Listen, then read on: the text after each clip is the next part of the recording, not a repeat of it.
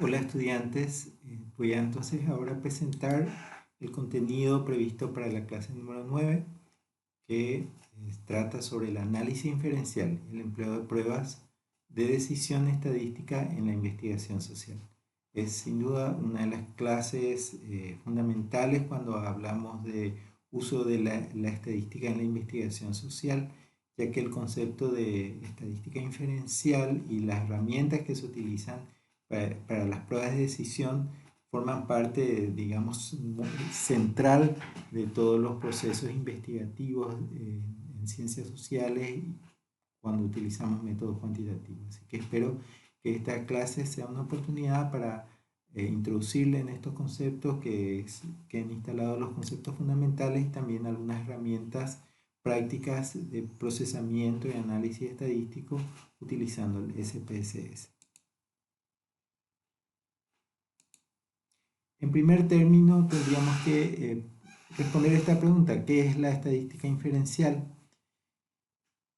Básicamente, cuando hablamos de estadística inferencial, el concepto nos lleva a entender que el análisis que hacemos, estadístico, descriptivo, como habíamos visto anteriormente, de un grupo específico, de una muestra, generalmente apunta a tener algunos resultados y algunas conclusiones que vayan más allá del grupo estudiado. Es decir, si nosotros tomamos una muestra, por decirlo así, de 300 estudiantes y evaluamos su nivel de conocimiento en un área como matemática o lengua o cualquier área de conocimiento, música, por decir algo diferente, la idea que uno tiene como investigador generalmente es sacar conclusiones o inferir conclusiones de la población. Puede ser que sea un caso específico que solo nos interesen esos 300 estudiantes, por ejemplo, si participaron en un proyecto y lo que yo quiero saber es si ese proyecto funcionó, ¿verdad? Pero en la generalidad de los casos, las investigaciones apuntan a inferir resultados sobre la población o el universo que uno estudia. Eso ya lo discutimos bastante en la clase número 5 cuando hablamos de muestreo. De hecho, parto yo de algunos conceptos que están en el capítulo de García Ferrando que habíamos trabajado cuando hablamos justamente de muestreo. Entonces, básicamente la estadística inferencial, como dice García Ferrando, su objetivo es la obtención de generalizaciones estadísticas sobre una población determinada a partir del estudio de las características de una muestra extraída de dicha población. Básicamente se trata de utilizar técnicas que permitan inferir o predecir el comportamiento de las poblaciones a partir del estudio de una muestra. Y allí para introducir unos conceptos fundamentales que es el de parámetros y el de estadísticos. Los parámetros, cuando hablamos de parámetros, hablamos de las características cuantitativamente hablando de una población, o sea, del universo. Y los estadísticos son las características que obtenemos de un grupo específico que sería una muestra del universo. Por ejemplo, cuando nosotros hallamos la media en una muestra, que simbolizamos por esta X con la rayita encima, ¿verdad? Esa sería un estadístico. Ahora, con ese estadístico lo que nosotros queremos es inferir cuál es la media en la población. Y ahí es donde utilizamos estas letras griegas, mu, digamos, para representar lo que es el promedio o la media de la población. Entonces, cuando calculamos los valores en hacemos los cálculos en nuestra muestra, estamos calculando estadísticos, pero que nos permitan justamente inferir los resultados de la población. Y, las medidas básicas, ¿verdad? Como sería la media, la desviación estándar y la varianza, ¿verdad? Calculamos en la muestra serían estadísticos.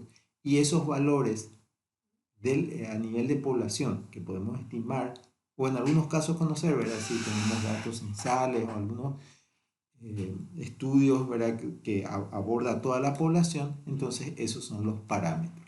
Entonces un primer concepto que me gustaría aclarar cuando hablamos de inferir, esta diferenciación entre lo que son los estadísticos y los parámetros. Los estadísticos se refieren a las mediciones de tendencia ventral y de dispersión que uno realiza en la muestra, y los parámetros son esos mismos cálculos de tendencia ventral y de dispersión, pero referente a los valores poblacionales. Un segundo punto muy importante cuando hablamos de inferencia tiene que ver con las pruebas de decisión estadística en la investigación social. ¿A qué me refiero con decisión estadística? Básicamente que es cierto, una parte muy importante de la información uno la obtiene al hacer una muestra, al describir el comportamiento de una muestra, es decir, al saber, qué sé yo, cuál es el promedio de edad de los estudiantes, qué porcentaje son de colegios públicos, qué porcentaje de colegios privados, qué porcentaje son o qué cantidad son de zonas rurales, qué cantidad de zonas urbanas, etcétera, cuántos son hombres, cuántos son mujeres. Esos son datos fundamentales, pero cuando investigamos, generalmente queremos ir más allá de describir una población o una muestra, o incluso más allá de inferir los resultados de la población. Y ahí es donde queremos justamente ver diferencias entre grupos. Una operación básica que siempre nos planteamos en la investigación es comparar grupos. ¿Verdad? ¿Qué diferencia hay? Y si esa diferencia es realmente, término que voy a después trabajar más detenidamente, es significativa la diferencia entre estos grupos. ¿Verdad? ¿En qué medida, por ejemplo, un grupo de estudiantes que se encuentran en zonas urbanas tienen un rendimiento superior a o inferior a estudiantes de zonas rurales o de colegios públicos y privados? Entonces ahí nos estamos preguntando ya o estamos planteándonos preguntas que tienen que ver con hallar diferencias, comparar y encontrar si es que existen o no diferencias entre este grupo. Y ese es el tipo de preguntas más frecuentes que nos hacemos en la investigación social. Y ahí es donde también utilizamos la estadística inferencial.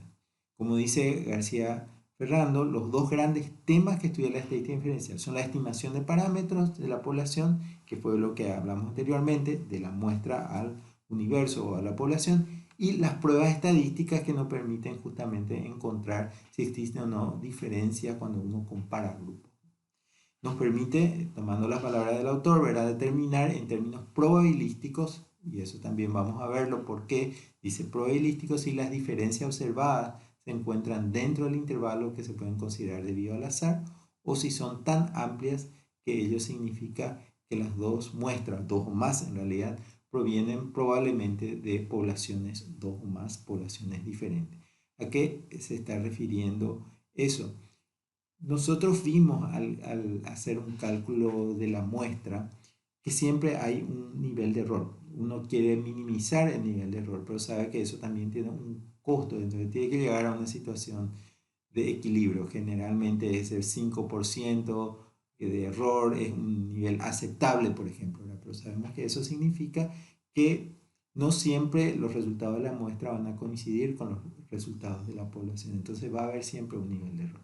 Entonces, si yo comparo, por ejemplo, eh, y encuentro que las niñas tienen un rendimiento más alto que los niños en matemática en sexto grado, digo, bueno, ¿será que las niñas en realidad tienen un mejor rendimiento o es simplemente una cuestión de azar, un error que se puede producir por justamente estos niveles de errores que uno tiene cuando acepta un diseño muestral determinado, ¿verdad? Entonces, como existe esta posibilidad de error, lo primero uno tiene que separar es si las diferencias se den al azar me refiero a un error muestral, ¿verdad? Algo que sucede accidentalmente, o si realmente es una diferencia entre los grupos. Entonces uno puede decir si estos grupos provienen de poblaciones diferentes. Lo más claro, antes de comparar hombres y mujeres en términos de rendimiento académico, si uno compara lo rural y urbano, por ejemplo. Si uno dice que la realidad escolar en las zonas rurales es diferente, qué sé yo, en Paraguay tenemos una realidad diferente, mayor precariedad, menos inversión, menos atención a la diversidad cultural, lingüística, en el caso de Paraguay, donde un gran sector de la población rural es guaraní hablante, por ejemplo.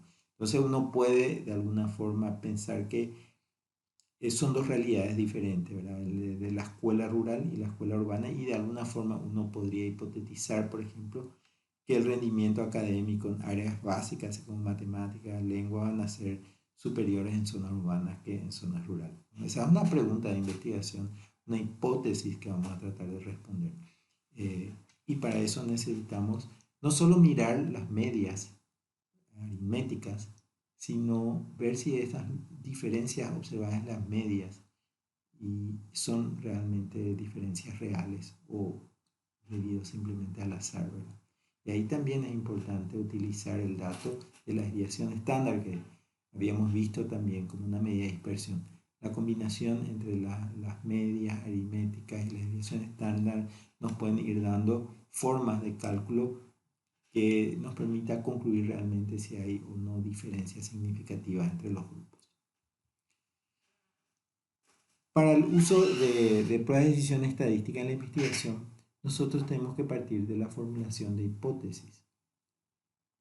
Acá ya entramos más en una lógica de investigación cuantitativa en esta línea que se denomina hipotética deductiva, donde nosotros nos planteamos hipótesis y esas hipótesis se formulan de manera matemática. Es decir, muchas veces nosotros utilizamos la palabra hipótesis, a lo mejor correcta o incorrectamente, ¿verdad? Hablar, bueno, es lo que uno de alguna forma conjetura, predice que va a suceder. Cuando eso lo hacemos en términos ya de un proceso de investigación riguroso, dentro de una investigación cuantitativa, eso implica una formulación matemática. Y básicamente nosotros planteamos dos tipos de hipótesis. La hipótesis nula y la hipótesis alternativa o la hipótesis de investigación, la hipótesis de trabajo, según como lo plantean los autores. Siguiendo a García Ferrando, vamos a hablar de hipótesis nula, que se simboliza con una H con un 0, y la hipótesis alternativa, que es la H con un 1. ¿Qué es una hipótesis nula? La hipótesis nula establece justamente lo que uno espera rechazar en una investigación. Es decir, que no existe relación o que no existen diferencias. Supónganse que yo estoy investigando y quiero saber realmente qué diferencias existen en el rendimiento académico de estudiantes de zonas rurales, urbanas. Supónganse que esa es una investigación que lo hago pensando en políticas educativas, ¿verdad? Y a lo mejor mi hipótesis va a ser, mi hipótesis que manejaría es que justamente lo que le decía antes, que las escuelas rurales tienen los estudiantes un rendimiento inferior, ¿verdad? Porque fueron y son relegadas en muchos aspectos, ¿verdad? Sin embargo, la hipótesis nula va a plantear exactamente lo contrario, va a decir que no hay diferencias. Entonces, ¿cómo yo calculo la diferencia? Por el promedio de puntaje. Recuerden que tenemos, yo estoy siempre refiriéndome a nuestra base de datos que voy a usar porque realmente me es bastante práctica para esta clase, digamos. Supónganse que yo digo que los estudiantes rurales tienen un rendimiento similar a los estudiantes urbanos. Entonces lo que voy a decir es que la media aritmética del puntaje de los estudiantes rurales es igual a la media de los estudiantes urbanos. Esa sería una hipótesis nula, donde yo planteo que no hay diferencia en el promedio de matemática entre los estudiantes de zonas rurales y los de zonas urbanas. Sin embargo, lo que yo como investigador me interesa más es tratar de encontrar a ver si hay diferencias, y esa es la hipótesis alternativa. La hipótesis alternativa la nos plantearía en forma general es que hay diferencias en el rendimiento en matemática de estudiantes de zonas urbanas y zonas rurales. Entonces ahí yo planteo justamente lo que estoy interesado de alguna forma en encontrar en el estudio, ¿verdad? Y la hipótesis alternativa puede ser de dos formas, direccional o no direccional. Direccional quiere decir que yo ya planteo en mi hipótesis una dirección específica. Digo, los estudiantes de zonas urbanas tienen más alto rendimiento que los estudiantes de zonas rurales. Yo puedo plantear esa hipótesis direccional o puedo decir simplemente no direccional. No son iguales. El promedio entre las zonas rurales y urbanas son diferentes o el rendimiento no es igual en zonas urbanas y rurales. ¿Cómo uno decide si va a usar una hipótesis direccional o no direccional? Y básicamente eso viene de la revisión bibliográfica y del conocimiento del área. A esta altura del partido yo puedo decir con bastante eh, seguridad que si puedo plantear una hipótesis direccional en este caso, pues puedo decir muchas investigaciones realizadas en América Latina muestran esta diferencia rural-urbana. Entonces, creo que ahí es donde yo puedo, con cierta seguridad, plantear una hipótesis ya direccional. Si no tengo mucha claridad, si estoy viendo, esperando encontrar diferencias, a lo mejor tengo algunos datos, pero a lo mejor los datos son incluso contradictorios, no conclusivos, entonces mejor me quedo con una hipótesis no direccional. Una hipótesis no direccional es más conservadora, digamos, y entonces corro menos riesgo, porque a lo mejor la diferencia va en el sentido exactamente contrario al que yo pensaba, y eso no lo voy a encontrar si planteo una hipótesis direccional. Bueno, una vez que nosotros ya tenemos nuestra hipótesis de investigación, el siguiente paso es la elección de la prueba estadística. Ahí es donde viene digamos que el gran menú de herramientas estadísticas que disponemos y que generalmente requieren años de estudios para manejar, conocer en profundidad, saber sus alcances y en qué circunstancia uno tiene que utilizar. Es decir, la naturaleza de los datos, un tema clave, ¿verdad? Es lo que habíamos visto ya anteriormente en la clase 8, ¿verdad? Si son escalas más numéricas, de intervalos, si son más bien variables nominales, etcétera. Eso va a establecer qué estadísticas podemos utilizar. Y por supuesto el diseño de investigación, ¿verdad? Si nosotros comparamos dos grupos, si comparamos, podemos comparar tres, cuatro grupos diferentes, bueno, eso ya requiere otra estadística. Si en realidad nosotros queremos ver no tanto diferencias, sino relaciones, entonces estamos hablando de a lo mejor un cálculo de correlación que vamos a ver también en la próxima clase, es otra herramienta. Entonces el diseño de investigación y el tipo o la naturaleza de los datos son los que nos van direccionando hacia el modelo estadístico, la prueba estadística concreta que podemos utilizar. Como les digo, acá tenemos un menú enorme, ¿verdad? Y por supuesto, eso uno lo va profundizando en la medida que va estudiando y va utilizando estas herramientas en la práctica investigativa, ¿verdad? Es difícil cubrir o tener un conocimiento absoluto. Generalmente hay personas que se especializan más en ciertos tipos de análisis estadístico porque es todo un campo de conocimiento. Yo particularmente creo que para nosotros como investigadores en ciencias sociales lo que tenemos que tener claro es un mapeo de todas estas herramientas y saber en qué dirección ir. Por supuesto también las herramientas como software como el SPSS y otros permiten ya hacer un cálculo de estas estadísticas sin necesidad de entrar en toda la matemática, ¿verdad? Pero siempre uno tiene que tener un claro conocimiento del alcance, ¿verdad? No utilizarlo de cualquier forma, digamos, sino saber en qué casos puede uno utilizar ciertas herramientas o pruebas estadísticas. Una vez que tenemos esto, y vamos a ver que, por ejemplo, y le voy a seguir con mi ejemplo este de rendimiento académico, si comparo dos grupos, entonces yo voy a tener la media aritmética de dos grupos y su desviación estándar. Ahí la herramienta o la prueba estadística que generalmente se utiliza, pueden ser otras también, pero frecuentemente utilizada es la prueba T para grupos independientes. Después voy a hablar acerca de eso. El siguiente punto es establecer el nivel de significancia. El nivel de significancia, que se simboliza con la letra alfa, nos permite saber hasta qué punto o qué cortes vamos a hacer para decir si las diferencias son o no de vía al azar o son diferencias debido a que pertenecen a poblaciones diferentes o diferencias reales. Es decir, si yo encuentro diferencia en el promedio de matemática en zonas rurales y urbanas, esa diferencia de que son dos realidades educativas diferentes o condiciones, o son realmente diferencia de vía al azar, que en realidad son poblaciones similares, podríamos decir, forman parte de una misma población realmente. Y bueno, allí es donde uno establece cortes, ¿verdad? Y el corte en ciencias sociales, lo que más se utiliza es un nivel de significancia del 0,05. Es decir, que uno está dispuesto a asumir una probabilidad de error del 5%. No se equivocaría en un 5%. A veces se utiliza el 0,01%, ¿verdad? Que también para algunos estudios, y eso también depende mucho, uno descubre mucho de eso en la revisión bibliográfica, de la literatura, ¿verdad? Cuáles son los parámetros que se están utilizando en cuanto a niveles de significancia en los estudios. Entonces uno en base a eso establece ese corte. Les digo, lo más común es el 0,05, ¿verdad? De alfa como nivel de significancia, ¿verdad? Y allí, a partir de eso, entonces hay un margen de error posible siempre en el estudio, pero digamos que un error que puede ser mínimo, ¿verdad? Si el 5% depende, ¿verdad? Y ahí es donde en estadística, y van a ver ahí en el libro de García Ferrando, que se hablan de dos tipos de errores. Dos tipos de errores que uno puede cometer cuando uno hace una investigación, ¿verdad?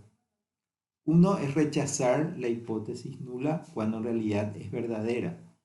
Eso significa que hay diferencias, pero que no hay diferencias.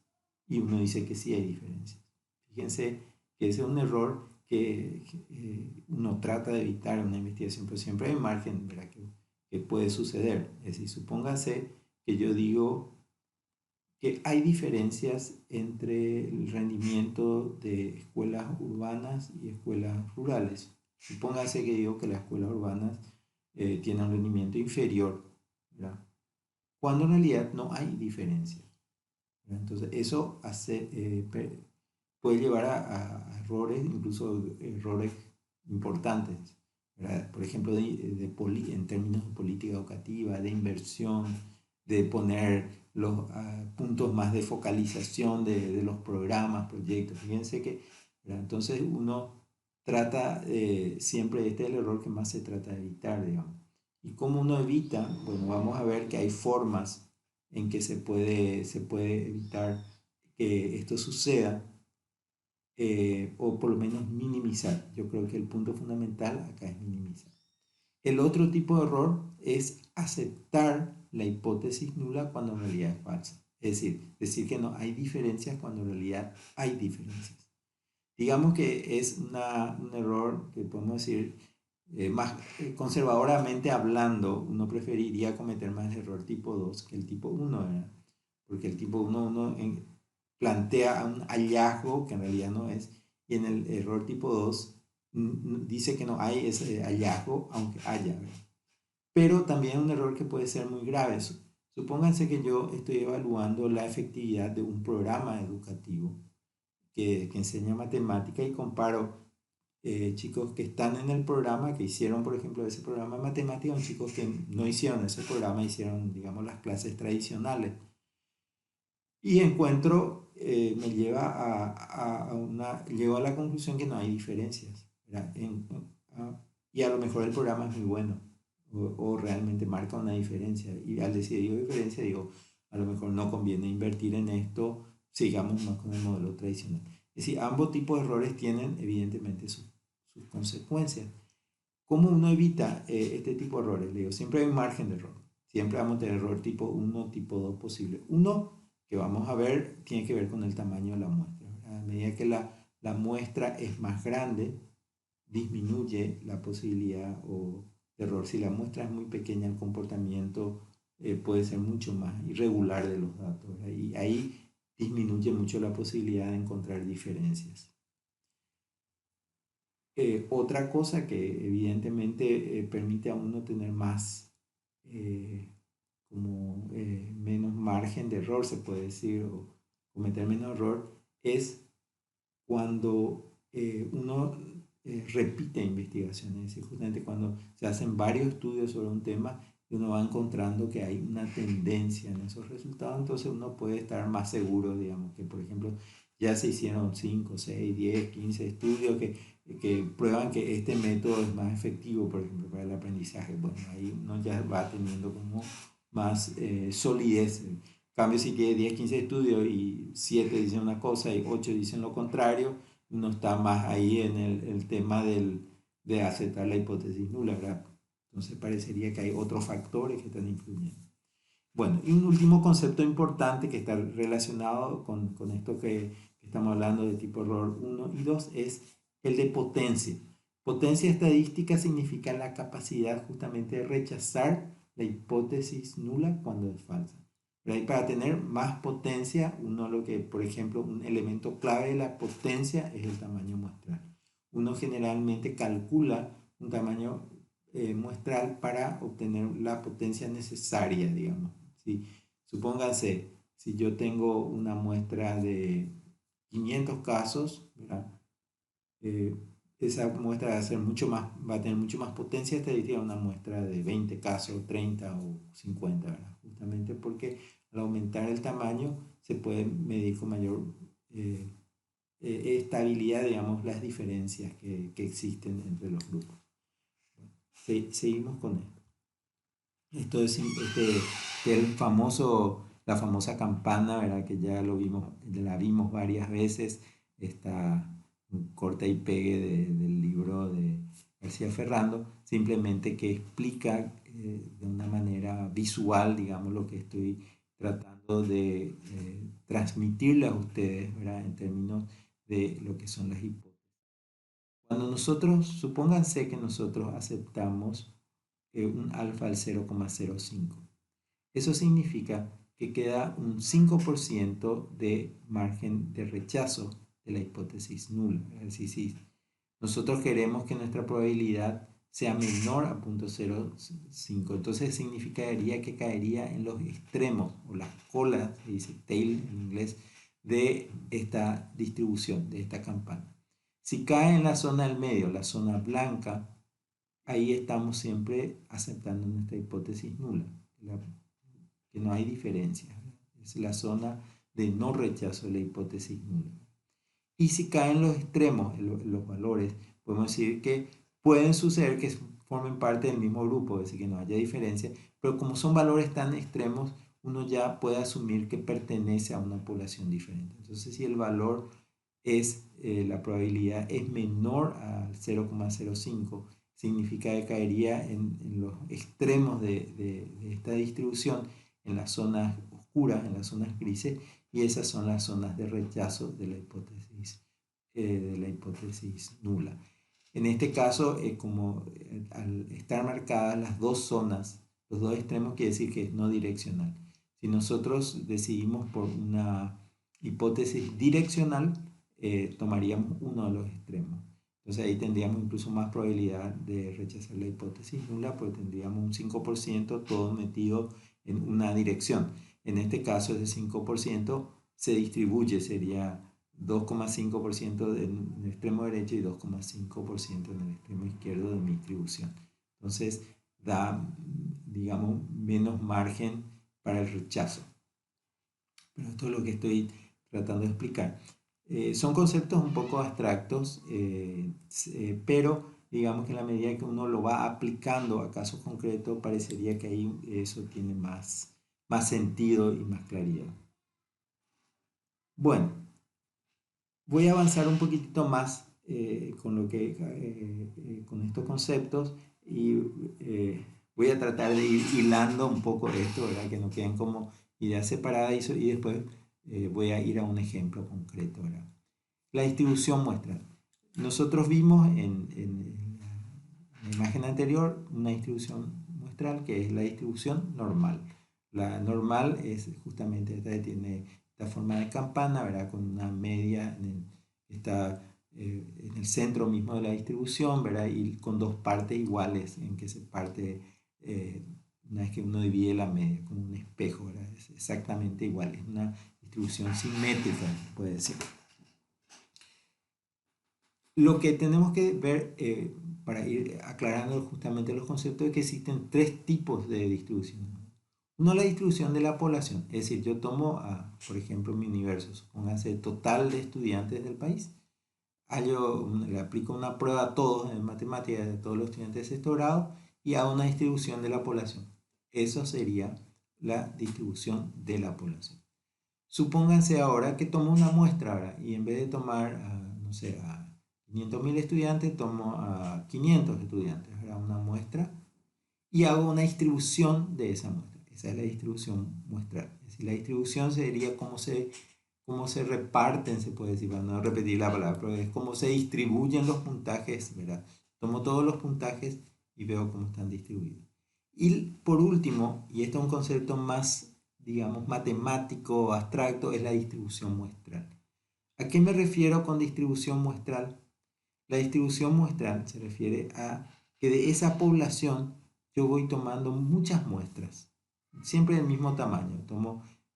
Por ejemplo, tomo primero un grupo de 500 estudiantes, hallo el puntaje promedio. Después tomo otro grupo de 500 estudiantes, hallo el puntaje promedio. Otro grupo de estudiantes de 500 estudiantes, hallo. Es decir, voy haciendo un montón de muestreos sobre la población. Una vez que yo tengo los promedios de cada una de esas muestras, hago una distribución. Esa es la distribución muestra. ¿Ya? Y esto nos lleva a una teoría que es clave, que es la teoría del límite central, que voy a decir unas palabras, que nos dice que esa distribución muestral tiene la forma justamente de esta distribución normal, la campana. Es decir, tiene una distribución normal, aunque la distribución de la población no necesariamente sea normal.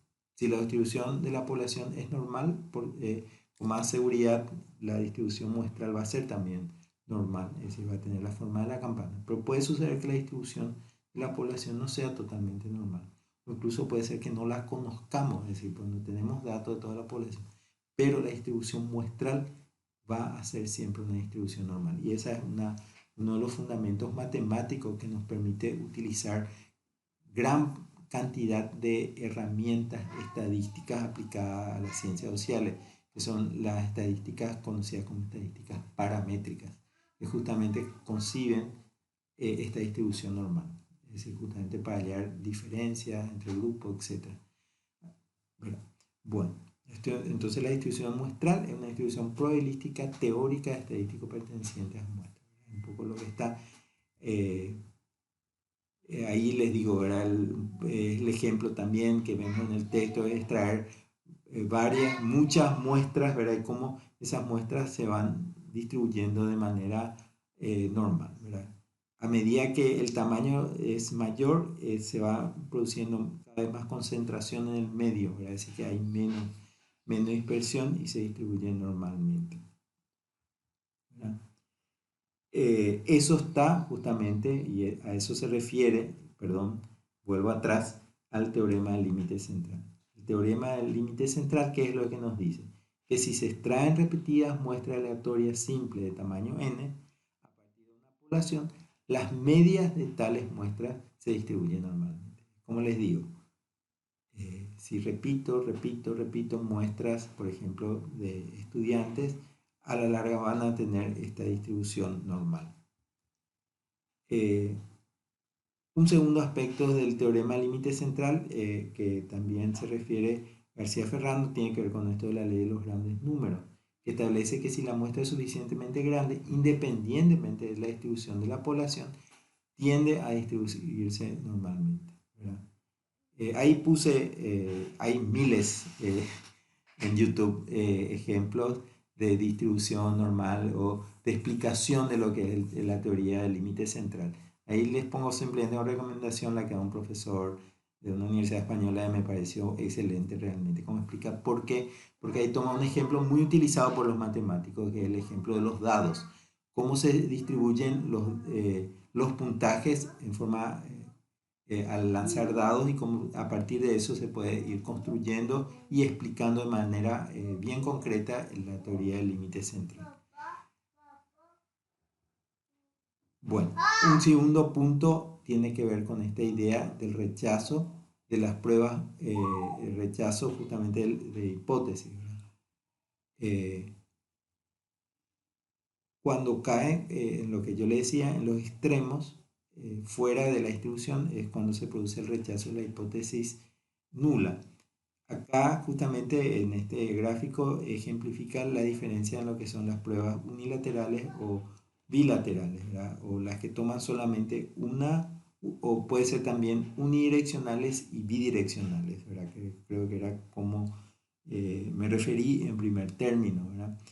cuando uno toma solo un extremo. Yo, por ejemplo, si digo, los estudiantes de zonas rurales tienen un rendimiento inferior a los urbanos, entonces ahí estoy tomando uno de los extremos, ¿verdad? Que puede ser, dependiendo de cómo está distribuido mi muestra, el derecho o el izquierdo.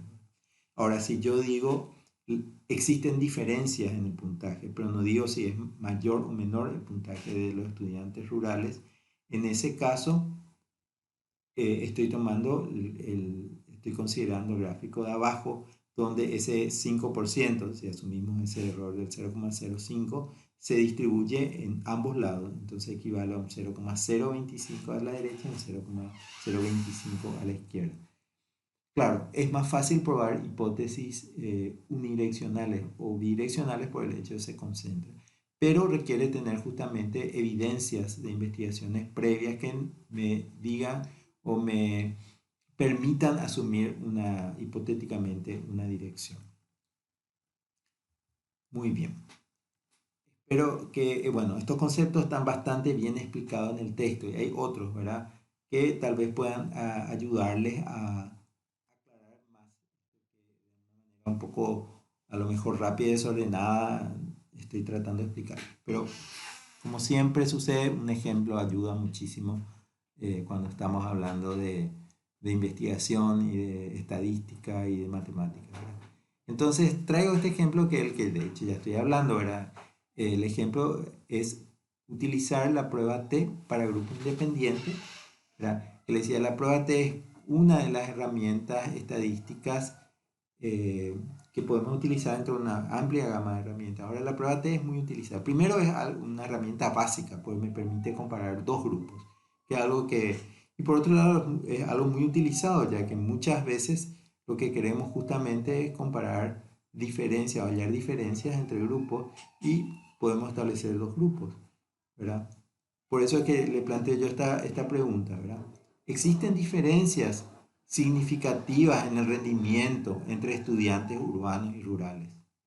La hipótesis que planteo es que, por un lado, la hipótesis nula diría, los estudiantes rurales tienen un rendimiento igual a los estudiantes urbanos. Fíjense cómo lo representé allí.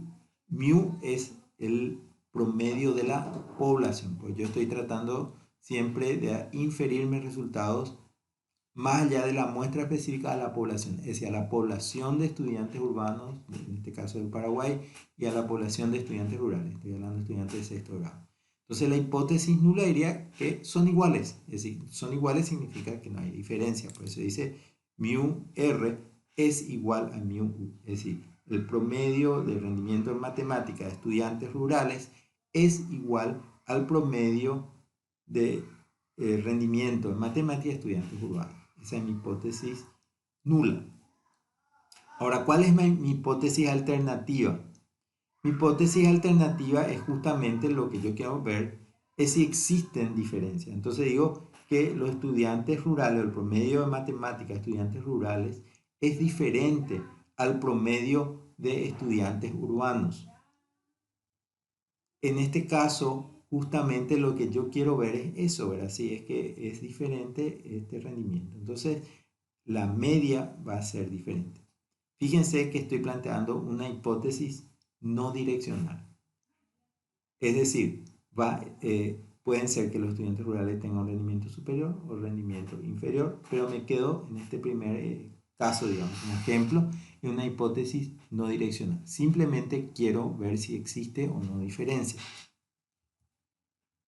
La selección de la prueba estadística es la prueba T para grupos independientes, ya le expliqué. No voy a entrar en mucho detalle acá, pero básicamente la prueba T me permite ver si comparar dos grupos, ¿verdad? Y ver si hay diferencias entre dos grupos. Y especificó un nivel de significación del 0,05, asumiendo una distribución normal. Ya habíamos hablado del nivel de alfa, del nivel de significación. ¿Qué es lo que yo quiero? Yo quiero encontrar que mi probabilidad de error esté por debajo de 0,05. Esa es una cuestión que a veces cuesta un poco explicar y cuesta de entender. Yo voy a encontrar un valor, al hacer mi prueba T, voy a encontrar un valor de probabilidad de error. Y lo que yo espero que esa probabilidad de error representada por una letra P sea inferior. Quiere decir que mi error sea menor al 5%, lo cual significaría que esa diferencia no se debe simplemente al azar, ya que es una diferencia, digamos, tan importante, sino que ya uno asumiría que son grupos diferentes o poblaciones diferentes de las que estamos hablando. Y en este caso asumimos una distribución normal, que estos son los datos, esta es la distribución normal, haciendo el gráfico en SPSS, que ustedes también ya conocen, ¿verdad? Que habíamos visto cómo se hace un histograma que me permite la distribución de frecuencia. Eso le agregué ahí, es decir, le agregó SPSS, era la curva normal, y vemos que está re bien nuestra distribución, es decir, se ajusta muchísimo a lo que es una distribución normal. Acá se da perfectamente esa cuestión también que le decía de la ley de los grandes números, pues una muestra importante de 2.594 casos, ¿verdad? O estudiantes, ¿verdad? Aquí ya podemos decir que es una muestra de bastante envergadura, y como esto va teniendo esta linda forma de distribución normal. El punto entonces de rechazo de la hipótesis nula sería que mi probabilidad de error sea menor del 0.05. Claro, si pongo un alfa del 0.05, yo esperaría que mi probabilidad de error sea menor. El cálculo de la prueba estadística, entonces hago la prueba T. ¿Cómo hago la prueba T? Bueno, tiene una fórmula bastante complicada, pero para eso está SPSS.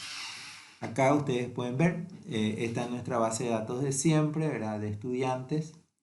Y ahí vamos a analizar. Recuerden que cuando hicimos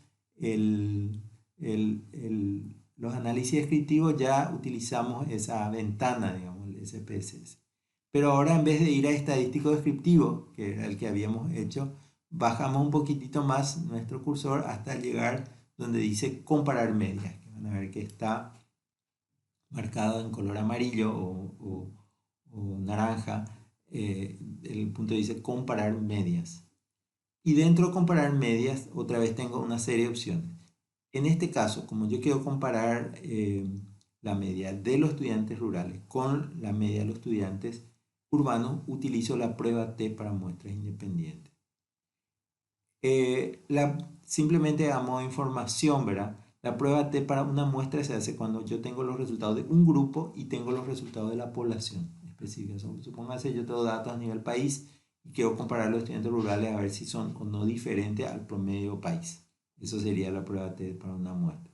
Y la prueba T para muestras relacionadas es algo que también se utiliza mucho en investigación, y sobre todo cuando evaluamos programas, proyectos, es cuando a un mismo grupo le tomamos dos veces la medición.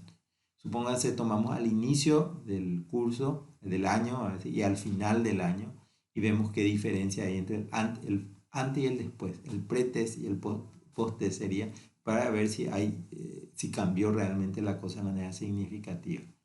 Bueno, y esas serían ANOVA, eso no vamos a entrar, pero que es análisis de varianza, uno utiliza cuando tiene más de dos grupos. Fíjense, las pruebas T nos restringe a tener dos grupos. En este caso nos viene muy bien porque estamos hablando de estudiantes de zonas rurales y urbanas. Pero supónganse que yo quiero, en vez de medir zona rural y urbana, quiero medir por departamento o zonas, divido el país en 5 zonas: frontera, qué sé yo, rural, urbana, suburbana, qué sé yo. Entonces estoy ahí teniendo más de dos grupos, entonces ahí ya no me funciona la prueba T. Y hay toda una explicación matemática acerca del problema que se genera cuando uno repite demasiadas comparaciones entre grupos y tiene que utilizar otro tipo de herramientas. Y ahí es donde uno utiliza el análisis de varianza. Entonces el punto que yo hago es prueba T, comparar medias, y prueba T para grupos independientes. Al marcar eso, me abre esta ventanita, ¿verdad? Que tampoco es novedad para ustedes, pero ahí quiero explicarle un par de cosas. Ahí uno tiene que poner dos variables. Una es la variable para contrastar. La variable para contrastar, en términos más de investigación, podemos decir que es la variable dependiente. Es decir, yo lo que quiero ver qué diferencia hay en el puntaje.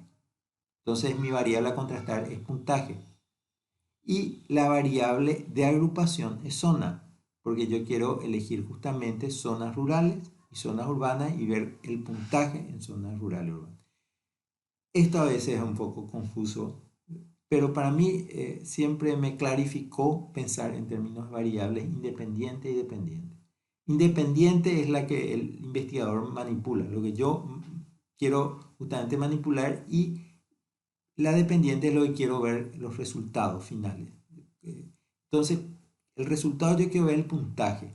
Lo que yo quiero es comparar el puntaje por zona. Entonces, es lo que yo, de alguna forma, manipular no es la palabra más simpática, ¿verdad? Pero es lo que uno suele decir cuando uno forma un grupo de una característica, forma otro grupo de otra característica, ¿verdad? Y esa es mi variable independiente. Podemos decir acá que la variable para contrastar es mi variable dependiente y mi variable de agrupación es mi variable independiente. Ahí uno coloca, trae, digamos, puntaje en la ventana más arriba y zona, sería para este caso específico, y ahí uno te pide, hay que marcar donde dice definir grupos. Al definir grupos, uno tiene que poner los valores que están en nuestra base de datos. Y ahí justamente ustedes pueden ver a su derecha, porque está en el fondo nuestra base de datos SPSS, que zona estaba 0 y 1. Ahí están todos ceros. 0 es urbana, 1 es rural. Entonces uno al definir grupo pone grupo 1, 0 y grupo 2, 1. Y con eso tiene establecidas las zonas urbanas y las zonas rurales.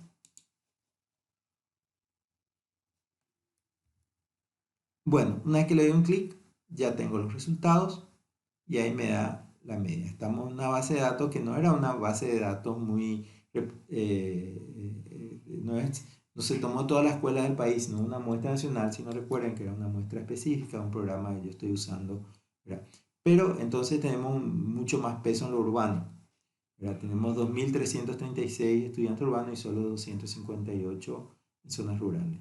Eso podría ser un problema realmente, pero en este caso, digamos, como ejemplo, obviemos un poco de ese tema. Veamos que la media es 505,86 sería para los estudiantes de zona urbana y 484,01 para los estudiantes de zonas rurales. La desviación típica es bastante parecida, está arriba de los 90, ¿verdad? Para ambos. 99 para urbana, un poco más disperso, y 92 para los estudiantes rurales. Pero fíjense, lo primero podemos decir qué es. Miren el valor de la media y yo les pregunto, ¿qué estudiantes obtuvieron más alto rendimiento? Obviamente van a decir estudiantes de zona urbana. Tienen un puntaje más alto, 505 o 506, y los otros 484. Es decir, hay una diferencia de por lo menos, no sé, unos cuantos dígitos, digamos, entre uno y otro. Entonces podemos decir que los estudiantes urbanos tienen mejor rendimiento en matemática que los rurales. La respuesta es todavía no sé. Aparentemente sí, pero tenemos que saber si esta diferencia es real o es simplemente una diferencia de error. Y ahí viene el cálculo de la prueba T, que ya me dio también el SPSS y que lo vemos en esta tabla. Esta tabla tiene muchos números, pero yo me quiero concentrar solo en dos valores. Bien, uno realmente es el que responde finalmente a mi pregunta, ¿verdad? Ahí marqué en amarillito, ¿verdad? Sería el valor de la prueba T es de 3,37 sería, redondeando, y el nivel de significancia bilateral, que sería justamente considerando los dos extremos de la distribución, es de 0,01. ¿Qué significa eso? Esta es mi probabilidad de error. Que la probabilidad de error es menor a 0,05. Bastante menor, le diría yo. Eso significa que sí yo puedo rechazar mi hipótesis nula y decir que esa diferencia que encontramos en los números, en las medias entre urbanos y rurales es significativa y puedo concluir, uno, rechazando mi hipótesis nula, que de igualdad o de no diferencia, y afirmar que sí existen diferencias, y puedo decir un poco más y decir que los estudiantes de zonas urbanas tienen un rendimiento significativamente superior en matemáticas que los estudiantes de zonas rurales. Esto sería la conclusión. Existe una diferencia significativa en el rendimiento en matemáticas de estudiantes de zonas urbanas y rurales. Los estudiantes de zonas urbanas tienen un rendimiento superior a los estudiantes de zonas rurales. Ahí uno reporta el valor de T, 37,365 con una probabilidad de error del 0,01, es decir, inferior al 0,05, por lo tanto se rechaza la hipótesis nula y por tanto son diferentes ambos grupos. Bueno, eso era lo fundamental, pero a modo de ejemplo, simplemente para ilustrar, ustedes ya saben cómo se hace una selección aleatoria. Yo tomé nuestra muestra, nuestra base de datos de estudiantes y hice una muestra de 10 números. Y fíjense que al tomar el puntaje de 10 me da una distribución que no es normal. ¿No? Si tiene cierta normalidad, pues se concentran más los puntajes en el medio, pero la distribución no es tan regular, no es esa linda distribución cuando teníamos más de 2.500 casos, ¿verdad? O sea, acá tenemos solo 10, acá una distribución ya más irregular, se puede decir, de cierto modo, ¿verdad? Y al hacer el cálculo, bueno, ahí vemos un peso enorme, tenemos 9 estudiantes de zona urbana, uno solo rural. Y justo el estudiante de zona rural, si en la media, es buenísimo, ¿verdad? Tiene una media de un puntaje, no una media, ¿verdad? Pues uno solo de 616 sobre un 478, que es el del urbano, ¿verdad? Entonces, y si miramos la prueba T da en sentido contrario, digamos, en el sentido que acá el puntaje es superior en zona rural, pero la prueba T no me es significativa. ¿Por qué? ¿Por qué no sale significativa? Fíjense en el valor, es la significancia de 0,195. Es decir, ahí yo estoy asumiendo prácticamente un 20% de probabilidad de error si yo digo que los estudiantes rurales están con un puntaje superior. Ustedes dirán, pero ¿por qué si no es nada despreciable la diferencia entre el puntaje? Sin embargo, más que la diferencia, acá pesa el hecho que la muestra es muy pequeña. Estamos hablando de 10 casos, entonces lo que no tiene es potencia estadística. Entonces, esa diferencia, no, por más que haya una diferencia observable en el promedio, no es significativa. De ahí viene esta idea de la ley de los grandes números y esto que en algún momento decía García Ferrando, ¿verdad? No está establecido realmente qué significa grandes números, pero hay unas prácticas, ¿verdad? Y ahí es donde se habla de que algunos autores plantean que se necesitan por lo menos 100 casos como mínimo para hacer un análisis estadístico y otros que dirían que 30 casos son suficientes. Ahí viene el mágico número 30 que se habla bastante, bueno, es algo que lo plantea el propio García Ferrando, lo dice en su texto como una posibilidad, diciendo que justamente es lo que muchos autores mencionan como la cantidad mínima necesaria para hacer cualquier cálculo estadístico. Bueno, espero que esto no haya sido muy confuso, ¿verdad? Ahí por eso es que me pareció interesante darle un ejercicio. Yo quiero que haga un ejercicio casi igual al que le mostré. Yo trabajé con la variable zona, que es rural urbana. Yo lo que les pido es que hagan ese ejercicio, pero utilizando la variable sector. Entonces ahí lo que queremos responder, nuestra pregunta que nos hacemos es, ¿existen diferencias significativas en rendimiento de matemática entre estudiantes de instituciones oficiales e instituciones privadas? Vamos a utilizar la variable sector de nuestra base de datos. Ahí tenemos que realizar las siguientes actividades o pasos. Uno, formulación de hipótesis, ¿verdad? Así como había mostrado, la nula y la alterna.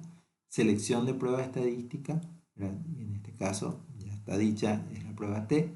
Especificación del nivel de significación, bueno, estamos asumiendo el nivel de 0,05, ¿verdad? El tipo de distribución, sabemos que es una distribución normal, ¿verdad? Ustedes lo pueden comprobar haciendo un histograma, así donde vemos que hay una buena normalidad en la distribución.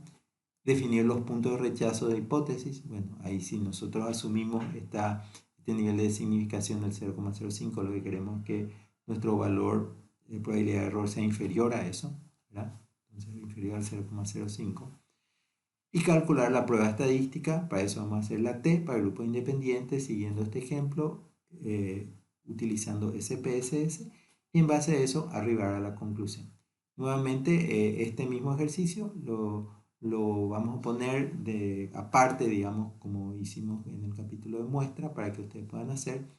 Y como les digo, es un ejercicio muy sencillo, pero creo que va a servir para ver si quedan claros estos conceptos y pueden reproducirlo utilizando el SPSS. Bueno, muchísimas gracias. Espero que esta clase les haya servido, que haya sido de su interés y bueno, vamos paso a paso en este campo. Seguimos. Chao, chao.